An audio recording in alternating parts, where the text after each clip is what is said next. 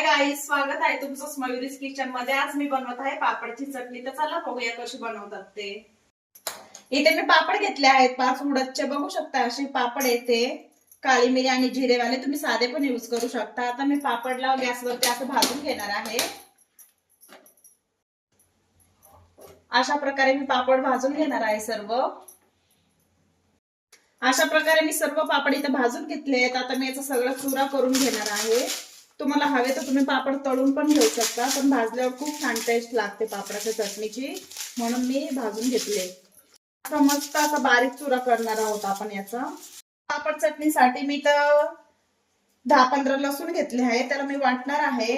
1 चम्मच मी मिरची पावडर घेतली आहे आणि 1 चम्मच म्हणजे अर्धा चम्मच मी मीठ घेतला आहे। इथे मी कढाई ठेवली गरम होण्यासाठी। आता मी याच्यामध्ये 1 चम्मच तेल ऍड करत आहे।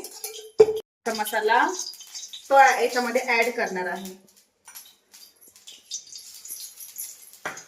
आणि असं मस्त हलवणार आहे। मसाला असा मस्त असा फ्राय झाला आहे। लसूण टाकण्याने खूप सुंदर अशी स्मेल पण येते आणि टेस्ट पण लागतो, म्हणून मी तर लसूण ऍड केलाय। आता पापडचा चुरा मी याच्यामध्ये ऍड करत आहे। आता मस्त असं मिक्स करणार आहे मी आणि मस्त अशी आपली पापडची चटणी 2 मिनिटात रेडी होणार आहे।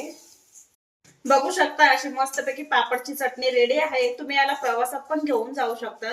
तुमच्याकडे भाजीला ऑप्शन नसेल काय बनवायचं तर तुम्ही चटणी पण बनवू शकता। आणि तुम्हाला जर आमच्या चटणीची रेसिपी आवडल्यास तुम्ही आमच्या YouTube चॅनलला सबस्क्राइब करा आणि व्हिडिओला लाईक करा। थँक्यू।